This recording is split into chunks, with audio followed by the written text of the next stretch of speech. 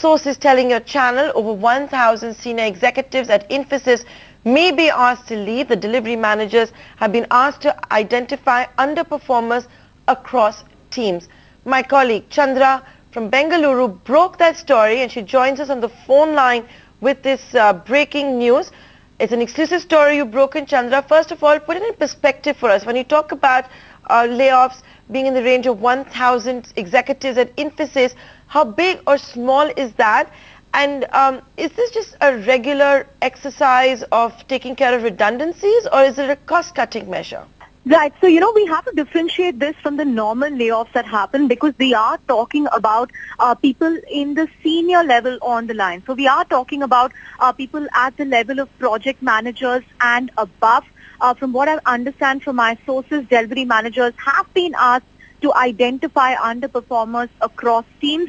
Now, all the underperformers will not be asked to leave. A portion of them will be asked to leave, and the numbers that we've arrived at is about 1,000 senior executives might lose their jobs at Infosys. Remember, this is important because it's coming a week after Cognizant also took steps to relieve employees in very senior positions.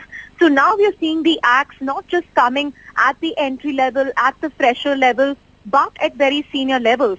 And there could be two key drivers behind this. One, of course, is the cost factor, the cost factor that will influence decisions at such a level. And the other is, of course, a weak business environment. If there are not enough projects, if there are not enough deals to chase, do you need so many project managers as part of your employee pyramid? So this seems to be really guiding the decisions at some of these companies. We, of course, reached out to Infosys for their statement. They have confirmed that there will be separation of employees. That's what they are calling it. After the feedback mechanism, they say that this is part of their performance appraisal process. But I think the pressure this time is going to be at the senior level across IT companies. So from that sense, it's important, it's different, because it gives you a sense of the kind of pressure IT companies are under.